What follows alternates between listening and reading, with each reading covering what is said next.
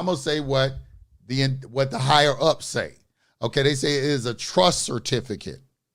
It's a trust certificate. It indicates your beneficial interest in something. That's why they call you a beneficiary.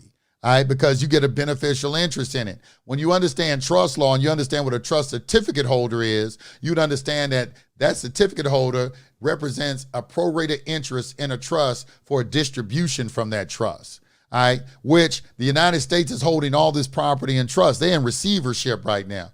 All the property in the United States belong to the American people, not to the U.S. government. So they trustees, even by operation of law, they trustees. They trustees of all our property, our gold, everything else that they got.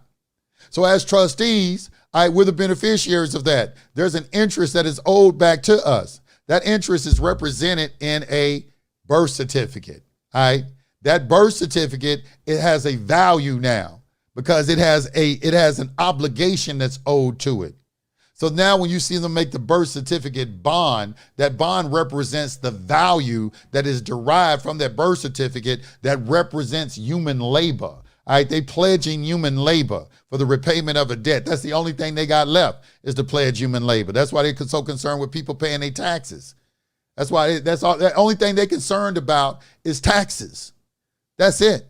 Everything they're doing is to get everybody to pay taxes on this debt, on this fictitious debt.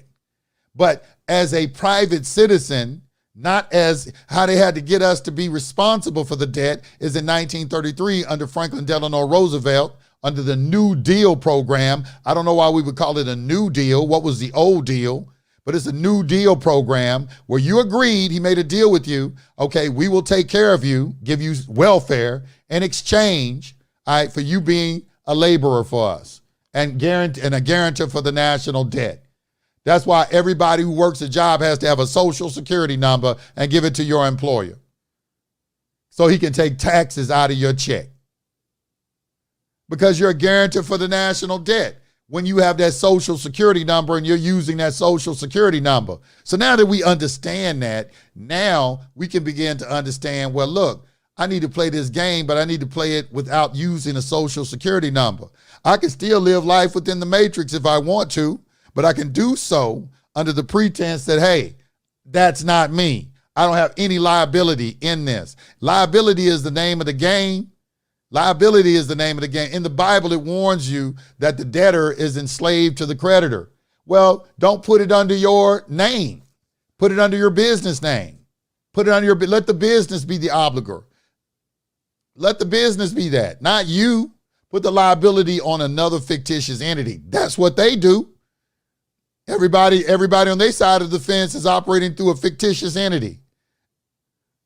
Immune from a liability.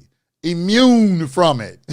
Immune from it. That's what everybody wants. They want to be able to play the game and not have no liability for nothing that happens inside of the game.